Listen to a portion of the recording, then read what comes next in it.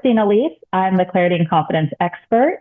I have a book called Break the Cycle with Your Mother and a podcast that some of you are familiar with, Self-Esteem Truth, just 15 minutes once a week to help you with your self-esteem. I got into this work because of my difficult childhood, because of my struggles with boundaries myself and my struggles with my own self-esteem. And it has been such a joy to heal and be able to actually love myself and my life and the people in my life and help other men and women that I get to meet advance their own lives and heal these struggles themselves. And I am beyond blessed to be partnered in this with Wendy. Oh, thank you, Christine. I love working with you, and I highly recommend Christine's book. I got to actually read it before anybody else did. I'm Wendy J. Holloway. I'm the confidence coach too. And I learned boundaries and all of the things related to confidence when I was going through a really toxic relationship / divorce, and really learning how to claim my own power back, learning where I had given it away without even really knowing that I had. I love working with clients to have them be able to trust themselves again, to know what they really want, and then to have the confidence that they can get it. So we're excited to have you here tonight. We really love this topic about boundaries because we know how life-changing it is. Yeah, absolutely. So a really good place to start is probably to define boundaries. Boundaries are personal for you boundaries that cover your emotional, psychological, physical limits. And we establish these to protect ourselves, to protect our well-being, to maintain our autonomy, to define acceptable limits of our interactions with others. These boundaries help individuals maintain a sense of self-respect and self-care, while also establishing clear guidelines for how we want other people to treat us and interact with us. Personal boundaries can vary from person to person. It's not a one-size-fits-all type of situation, but they serve as a crucial framework for healthy relationships and you taking care of you. I love that they vary from person to person. And that doesn't just mean that your boundaries will vary from mine. It means that my boundaries with one person could vary from person to person. And so I love that we don't have to have a one size fits all. You're right. It's beautiful. So what is the purpose? Why do we even do this? Why are we even here? You could probably tell me why we're here, because in the absence of healthy boundaries, we have some things that don't work for us. We usually start losing self-respect when we're not using healthy boundaries. Our autonomy kind of goes out the window. In fact, what is autonomy? If we haven't been using boundaries, we don't know what is mine. And so how can I take charge of it? Our emotional well-being usually suffers. Our physical safety can come into risk. Relationships are often not healthy when we don't have proper use of boundaries. Our communication often is suffering.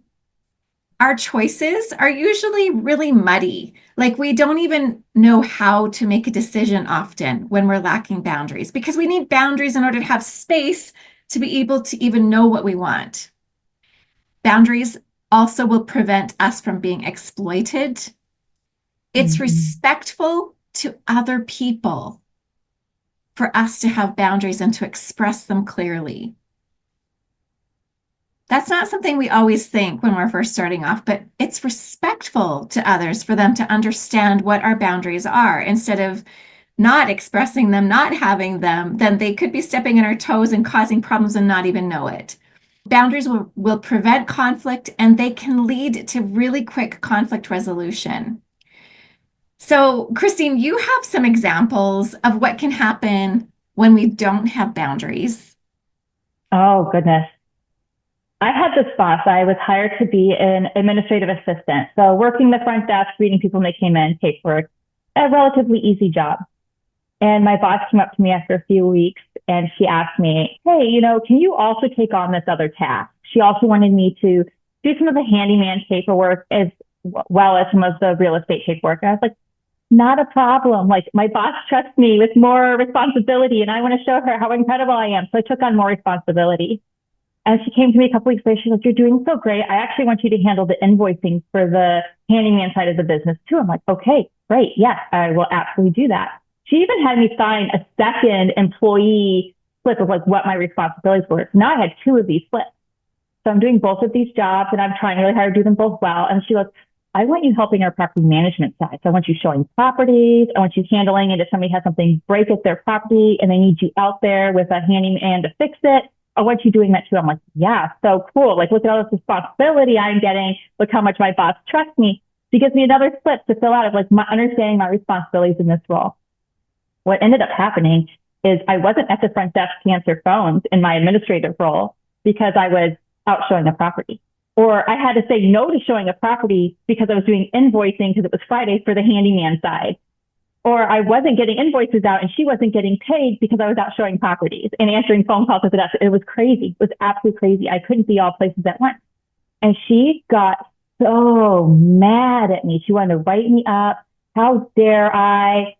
And I at first went home. I felt so awful. I mean, I was just scum on somebody's boots, right? Like low of the low. My boss had yelled at me. I'd let her down. I was disappointed in myself. But I'm actually so proud of myself for this moment. So I was able to go home and reflect on what had been asked of me.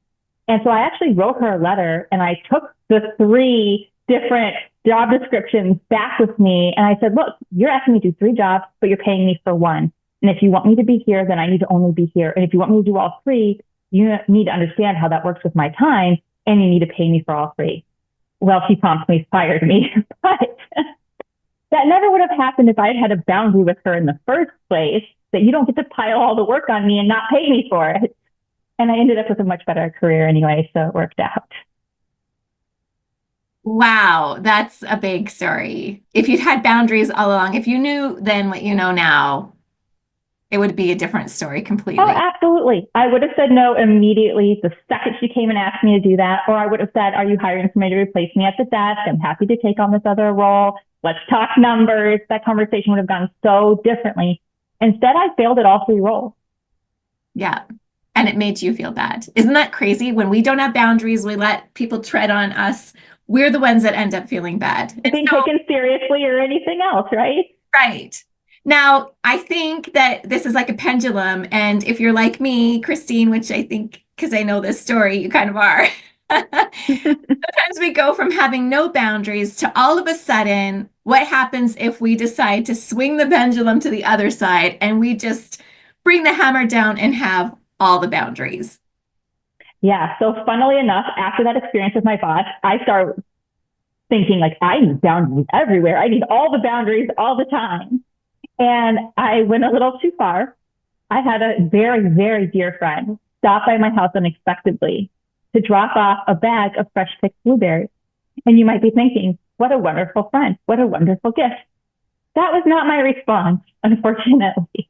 My house was my castle. It was my sanctuary. So much of my life was chaotic and disruptive and awful. I needed my home to be a safe place. And at the time, I was an extreme introvert. So when there was a knock on my door unexpectedly, my reaction was to get very upset and to tell them, you don't get to come in. You don't get to show up at my house unannounced. This is absolutely unacceptable. And I'll take the blueberries, but please go away. And they were really, really hurt. And again, I had to kind of self-reflect and go, why did that make me so anxious? Why did I have such an intense negative reaction to a friend doing something really relatively kind? And it was exactly that. My boundary pendulum had swung way too far the other way. I had gotten into way too much of a self-protective mode, and that wasn't serving me either. And yes, I apologized to my friend. Yeah. Well, and that is the truth of boundaries, is sometimes while we're learning, we do make a few, I don't know, mistakes. We do some learning along the way. Yeah, we try things on and not everything fits and not everything's right, but that's part of the experience. But one of the big questions I know for me with all of this and trying to figure out where to stop that pendulum was, what should I even put a boundary around? Yes. This is how I learned to do that, because I had the same problem when I didn't have any boundaries. And then all of a sudden I'm going, I realize I need some. well, what can I put a boundary around? So this is the big question, and this is going to be like something you might want to have your notebook out with a pen. What can you put a boundary around? Now, imagine for a moment that you decided you wanted to put a boundary around your neighbor's flower garden because it's so beautiful and you just want it all to yourself. So you put that boundary around so that that flower garden is yours. Can you do that? Can you put a boundary, a fence around your neighbor's flower garden? I mean, I guess you could, but you'd be crazy and she'd probably call the police or I don't know. Now, we can't do that. And so this is the solution I came up with. Is it mine? If it's mine, if I own it, then I can put a boundary on it. If I don't own it, if I don't have control over it, then it's not mine to put a boundary around. For example, can I put a boundary around somebody's attitude towards me? I can't. I can't put a boundary around their attitude towards me because that belongs to them. However, I can put a boundary around how I will be treated if someone is having a bad attitude. I do have control over where I will be, if I will allow myself to be present if someone's going to be treating me in a way I don't like. So we start really like getting very, very, very particular about what do I specifically have control over? Is it mine? What happens if I try to put control on something that isn't mine? Well, I look silly, don't I? Like I'm like the lady putting a boundary around my neighbor's flower garden. I look crazy when I'm doing it. And I think we've all done that when it comes to boundaries in relationships, where we've tried to put a boundary around something that we don't own, and we end up looking a little bit silly, a little bit crazy. So would it be helpful if tonight we go through a really detailed list of everything that Christine and I could think of that you could own and you can claim as yours? And maybe these are things that you didn't know you could have a boundary around if you haven't had it before or if it wasn't modeled for you. So we want to get really specific. And yeah, you might want to take notes on these things to see, have I been owning this thing? Do I put a boundary around it or not? Christine, would you like to start off with the first one? Yeah, absolutely. So one of the first ones is our time. You get to put a boundary around your time. It is yours. You get to decide how you use it. You get to decide who you share it with. You get to decide who gets to tax your time. You have so much power around your time. It can get really easy to get lost on somebody complaining to you on the phone for 45 minutes, or somebody wanting to keep you late every single day at work for 20 minutes. But actually, your time is yours. You can have a boundary around all of that. Wendy, what's the next one that comes up for you? Next one is energy. Now, I never really thought about energy being a thing I own. But when I was in a short-term, not healthy relationship, this man would tell me that he loved talking to me on the phone because I gave him such great energy. And then one day I noticed after, a few weeks of this going on, that when I'd get off the phone with him, I would just be like so drained and so exhausted. And he actually told me that I was like this fuel tanker, that he would just call me and like get this fuel tanker full of energy and then he'd be off and on his way. But then all of a sudden one day I was like, wow, if I give him all of my energy like this, he's getting full and I'm being just completely bankrupted. Is this how I want to live? So have you ever thought I can put a boundary around my energy? I love that one. I love that one. So these might start to sound a little similar, but they are distinctly different. And the next one that comes to mind for me is our attention. What we're giving our attention to. Are we giving our attention to social media? Are we sitting kind of brain dead in front of the TV? Are we sitting and watching a football game for 4 hours because our partner wants to watch football for 4 hours, but we don't want to be watching football for 4 hours? what are you giving your attention to? What are you focusing on and allowing your brain power to go to that it doesn't need to be going to? Absolutely. Okay, money. I think most of us know that our money should be ours, but what if we're in a partnership on a project or a business? What if we're in a marriage partnership? How do we claim what money is ours and what isn't? What if it comes to our family and maybe we're raised to think that what's mine is yours and what's yours is mine? How do we have a boundary around money? And have you been able to actually just own this money is mine? Or is it something that you've had a difficult time saying, no, I have control over this money. This belongs to me. I can have boundaries around this. Mm-hmm. You know, one of the next things that comes up for me with that one, especially in relationships, is our space. It's amazing how much it affects us when negative people or needy people are in our space. And your space could be anything like your house, or who you let ride along with you in your car, or who you let physically in your little bubble. You have a right to put a boundary around your space and decide who gets to come into that space and who doesn't, and when they have to leave that space. Perfect. Your body. Now, this one has so many dimensions to it. There's so many different kinds of relationships that we have with people, and our body can be used in so many different ways. So when we go to a party, do we like to hug everyone that we see there? Does that feel good to us or not? Are we allowed to have a boundary around? Have you been allowed to have a boundary for yourself around who you will hug or who you won't, who you will handshake, who you will not want to have physical contact with at all? Is there saying that you have to touch someone? Can you have a boundary around your body? Interesting, isn't it? So we can do that around touch. We can also include this with sexual contact, which it seems to make sense to us. But sometimes that line can get blurred and we're not sure what we have a right to. You have a right to decide what kind of contact you're comfortable with and what you're not.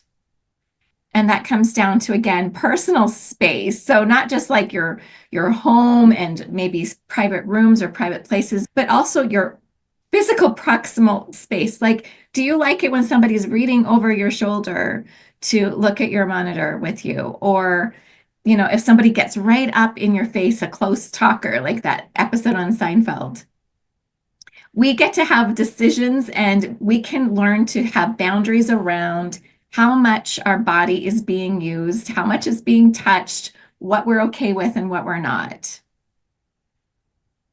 Absolutely. And one that probably doesn't come up for you very often when you're thinking about what I can put a boundary around, the one I want to mention is your thoughts. I spent way too many years in an abusive relationship, and my dominant thoughts were, how do I keep them happy? How do I keep them calm? How do I not piss them off? What do they want me to make for dinner? What do they want me to wear today? Is the music too loud for them? Is this a show they're going to be okay watching with me? My thoughts were dominated by this other person. And the reality is we get to have boundaries around our thoughts. If somebody's telling you a gruesome story and you don't want to hear it, you get to say, I don't want that in my brain. I don't want to think about this later tonight when I'm laying in bed. If somebody in your life is constantly needing you to cater to them, you get to say, you know what? I'm not dedicating all of my thoughts to figuring out your wants and your needs. And if you're having struggles with how to express your thoughts, and you're playing word games with yourself to make it all make sense in your head, and you're rewriting your own script over and over and over again to make somebody else happy, you get to have a boundary around that. Say, you know what? I'm going to let my authentic thoughts be my dominant thought. Yeah, that was so big. I mean, who thought that you could have a boundary around your thoughts, that I don't have to have somebody else dominate the headspace? That's so good, Christine. Thank you. Communication. So for me, this one actually goes back to kind of abusive relationship also. I used to think that I had to communicate with someone that I was married to, because that was, I didn't have a choice. That's what you have to do. That's what you're supposed to do. And then even when it came to bordering on thoughts, that it was my responsibility to share everything I was thinking with him. That wasn't wise, and it didn't go well. All of the communication that you have is yours. All of your listening, all of your speaking is completely up to you. Did you ever think that you had the right to say what you want to communicate about, what you feel comfortable speaking about, what you don't feel comfortable speaking about, that there might be a time or a place that you feel comfortable speaking about certain things and times and places when you don't? You have a right to that. This is one of those things that you can own if you choose to. Absolutely. Now, one that might seem a little bit more obvious is your possession. You have a right to a boundary around your possession. If it's yours, if that's your nice new jacket, you have a right to say, I don't want anybody else wearing that. If that's your car, you have a right to say, I don't want anybody else driving that. You have a right to protect your possessions. Just because you're in a communal living space or a communal office, or somebody else wants what you have or wants to borrow what you have, does not mean you have to say yes. It is perfectly acceptable to have boundaries around the things that you've purchased or you've been gifted or you own. Perfectly said. Your possessions.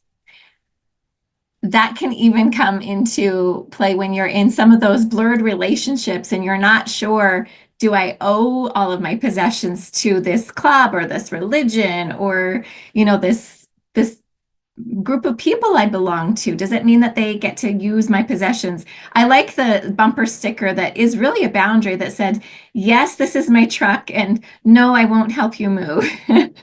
We don't have to allow our possessions to be used by others. Okay, the next one that you might not think that you own, but Christine and I came up with this one, is your love. Your love. Did you ever think that this is something that you own, that you don't have to, you're not obligated to give love to anyone or to receive love from anyone? This is something that is completely up to you. One of the ways that this could be trespassed upon is when we were younger, we might have been forced to go and give grandma a kiss, or some like grandma that we didn't see very often, or have creepy uncle go and sit in his lap when he came over to visit. And we could have been trespassing against our own innate knowing about who we want to give our love to and who we don't. It's not our fault that these things are difficult. It's not that there's something wrong with us when we don't know that we have a right to these things. And that's what I just want to say. If any of these things were something that you didn't know you had a right to, it's not your fault. Like, we were probably conditioned into this. And that's one of the things we'll go into in the Boundary Bootcamp. But I'm curious, which ones of these do you think you probably was your number one, had a difficult time owning out of this list? Did any of them jump out at you? You can share it in the chat.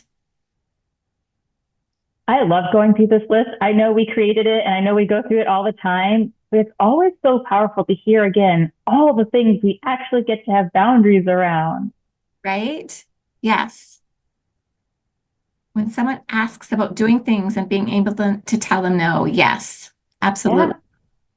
That falls into a couple of these categories, right? Your time, your energy, how much you want to communicate to them about why you want to say no. There's a lot of boundaries you can have in place on that one. Yeah. And I'm with Diana here at my thoughts.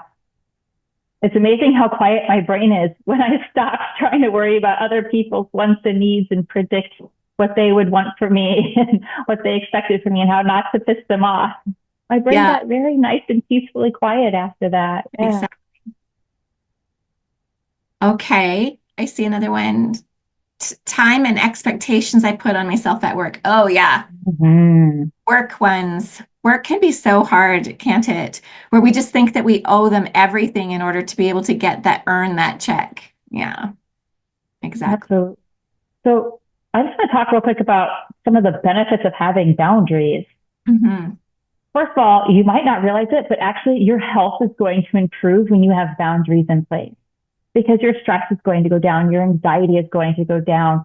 where you're actually focusing your time and your energy is going to be healthier choices for you. You're going to feel better. You're probably even going to sleep better when you start having boundaries in place. You're going to have healthier relationships. I want to really emphasize here, boundaries are not full. They're not to create enemies. They're not to shut anybody out.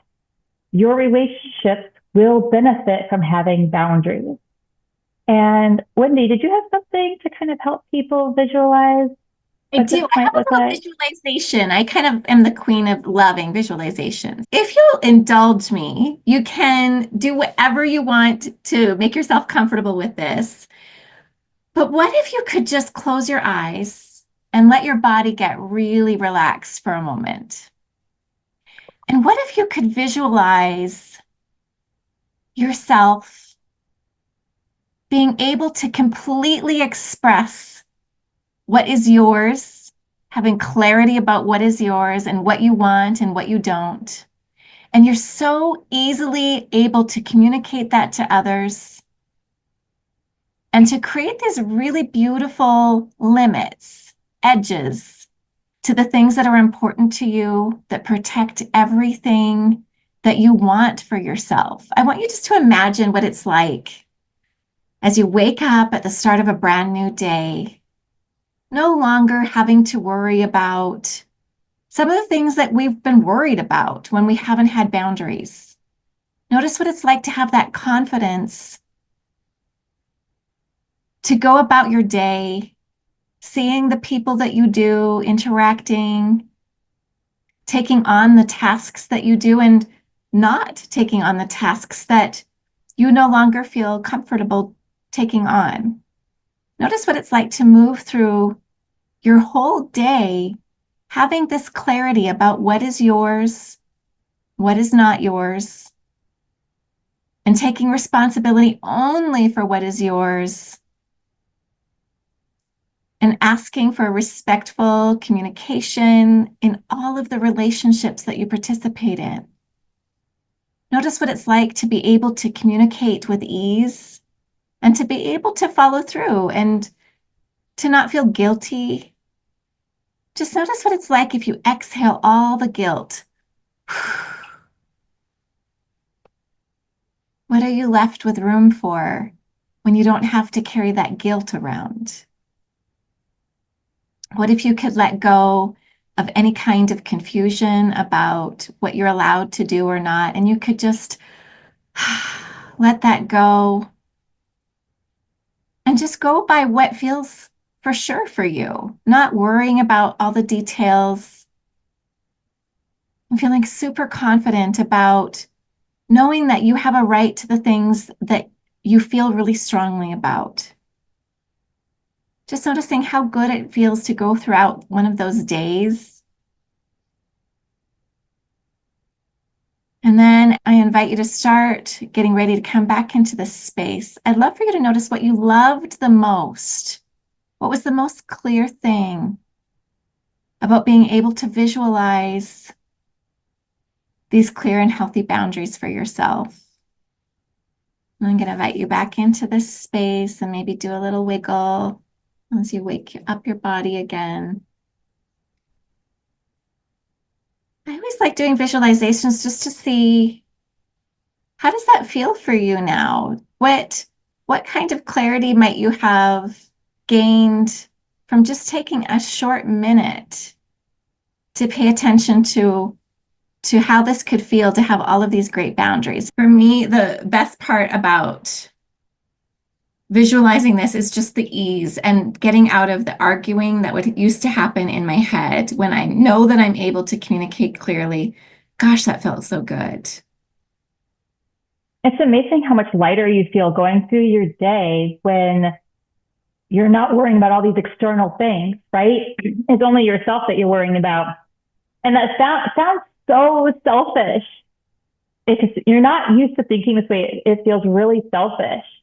But the reality is you are serving those around you better and you're serving yourself better and you're more able to serve in a more genuine way when we actually go through life like this with boundaries fully in place. So it does. It creates a much lighter experience as you travel through your days. Now, there are challenges though, Christine. There are Uh, challenges. It's great to get to this place, and you and I know what this is like. I don't have difficult people in my life hardly ever anymore like I used to. Now that I've learned how to use these boundaries, it's like the birds are chirping and the sun is shining and the rainbows are there. It just feels kind of surreal and I have to pinch myself compared to what it used to be like. But there are mhm. challenges to get here, or else we'd all be living like this. Clarity about what do I deserve to have? What am I allowed to have? Am I being a taker and being selfish if I have boundaries? Is this okay for me to do? Yeah, I mean, boundaries are complex, right? And human beings are involved, which can make it really messy. And emotions are involved, which could make it really confusing. And when we haven't put boundaries in place and we're suddenly starting to put boundaries in place, people might try to gaslight you into thinking that you're doing something wrong by having a boundary. They might guilt trip you or they might question your boundary. And all of that can make you want to recoil back into yourself and go, no, never mind. False alarm. I'm not putting a boundary in place. Even for people who have read the boundary book, and Wendy, you and I, we kind of started this because so many people were reading the boundary book and loved the book and didn't know how to implement it into their daily lives. And so the big challenge is figuring out, how do I phrase the things that I need to say to people? How do I articulate a boundary in a way that it will be heard and respected? What do I do if somebody pushes back? How do I end a phone call with somebody who won't stop gabbing? How do I state my issue with somebody that has been walking all over me for years? And that's why we put this Boundary Bootcamp together, was to help walk you step by step through this process, giving you all the tools along the way that answers all of those questions so that you can walk away and effectively have boundaries in place. One of the ladies that was in our class a couple of months ago, Laura, she brags about our class all the time. She was able to leave her abusive husband. She was able to get a raise at work. She was able to refinance her house. She started taking swing dance classes. She's doing all these things with her life now. And she shouts it from the rooftop. It's because she took the Boundary Bootcamp. Yes. And haven't you seen some relationships that were really rocky actually get stronger also because of boundaries, Christine? Oh, my goodness. There was the woman, Susan. She was 20 years into a marriage. Her husband was asking her for a divorce. She didn't know what else she was going to do. She thought this was the end. They were sleeping in separate rooms. And she was afraid to go home and be mean to her husband, who already wanted to leave her, by putting boundaries in place. But the surprising thing was, not surprising to us, but surprising to her, was that these boundaries actually made him feel really grateful, because he now knew exactly where he stood with her. He knew what she wanted. He knew what she needed. He knew where he sat with her. He wasn't walking on eggshells around her anymore, because she was communicating to him clearly for the first time ever. And they were able to save their marriage. And it's just beautiful. Yeah, I know, because that's sometimes the scary thing about even going on a journey like this is like, what is it going to cost me? And yes, sometimes the fitting thing is for our dear Laura to leave that abusive relationship. And then sometimes these beautiful boundary skills can actually save and turn around a relationship that's been on the rocks or has been strained. Absolutely. In workplaces with children, I have a client I was working with one on one, and we were working on boundaries. And her child hadn't spoken to her in 17 years. And she wanted to reach out. And she said, if I reach out with boundaries, I'm just going to push him away further. But the exact opposite was true. They are now so close. They see each other all the time. He calls her almost every day. And she said, if I had known boundaries would have made my son feel safe and secure interacting with me again, she said, I would have done it 17 years ago. That's right. That's right. Yeah. I'm curious to know how many people in our room struggle the most with guilt when it comes to Mm-hmm. boundaries. If that's you, if you can raise your hand or do something in the chat to let us know, is guilt one of the most difficult things that you have when it comes to boundaries? One, definitely. Definitely thumbs up. Yeah, another thumbs up. People pleasing. Yeah, people pleasing. Yeah. Well, we people please to avoid the guilt, right? That's right. Or the fear, like when The our fear. nervous system is, we almost get hijacked in our nervous system and feel like if I can make them happy, then I can feel safe. It's maybe not even guilt in that case. You're right, Marisol. It's probably like just this survival thing that comes up. Or if I love them enough, they'll love me back. If I give to them enough, they'll give back. That was how I used to think. Mhm. Mm-hmm. Yes. Yeah. So this is the intro session. This is a complimentary gift that we're giving to you to help you decide whether or not the boot camp would be a good fit for you. The boot camp is typically $700, but because you joined us today for this intro session, because you came by personal invite to be here, we're only giving this to you for $247. That gives you 4 weeks in the boot camp. In this boot camp, we are going to cover how to deal with that guilt, how to deal with people pleasing. We're going to give you actual tools like the words you're going to say to make your boundaries work. Because there are definitely words that help your boundaries work and words that make them not work. So we're going to give you those words.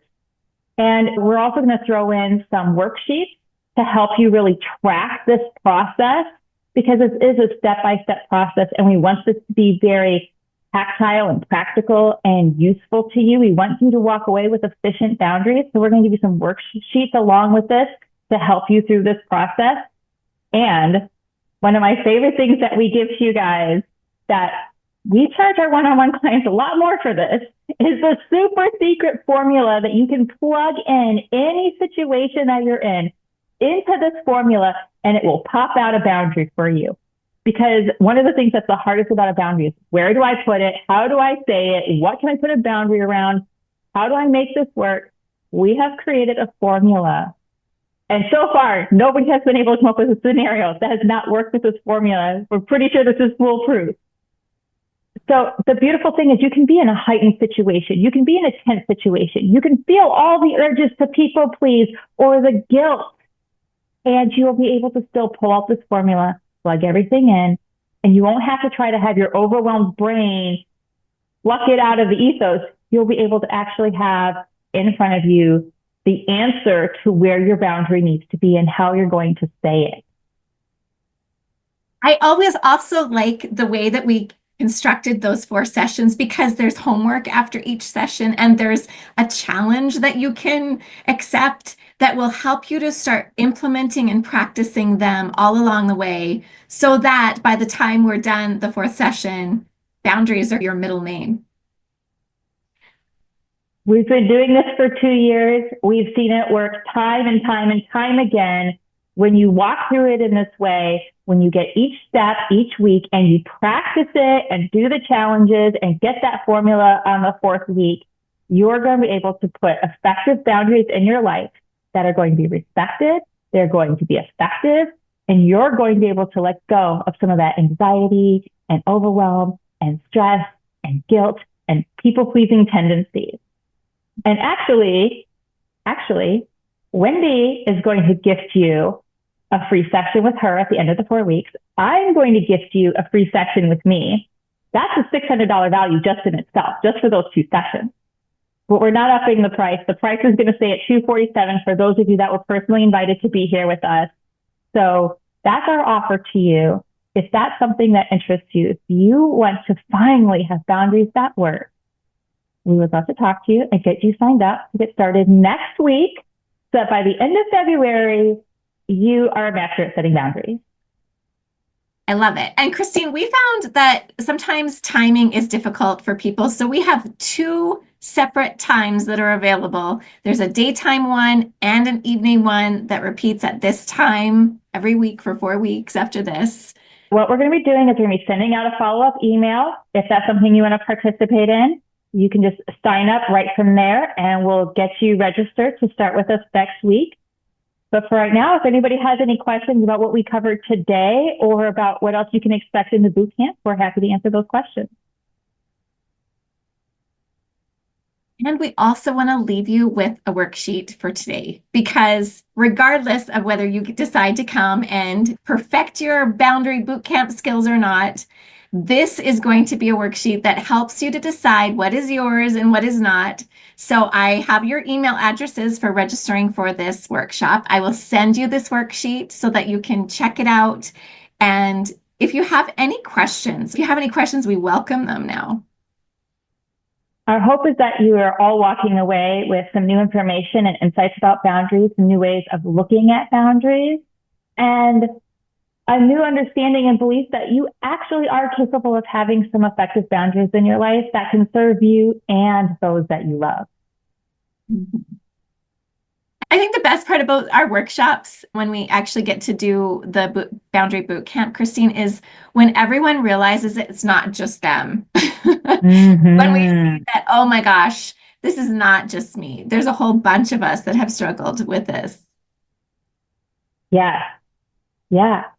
So many people out there struggle with this. This is why we're able to repeat this boot camp over and over and over again, because there's so many people out there that are having the same struggles, the same fears, the same doubts, and the same missteps with boundaries that you all are experiencing. Oh, Dawn has a question for us here. When it comes to small business, how do you keep a client and still set the boundary that will not scare them away? This is such a great question, Dawn. I love it. I get to work with some real estate agents as my clients because I was a real estate agent for years. And do you know that we're discovering that when we have boundaries around what we will put up with and what we won't, it's true that there are some clients that will slip through the cracks. However, the agents that I work with that learn to trust themselves and hold that space for what is important for them. So it's not about pushing back on someone else. It's protecting what is important to you as the business owner. They're able to work with more of the clients that they do like to work with.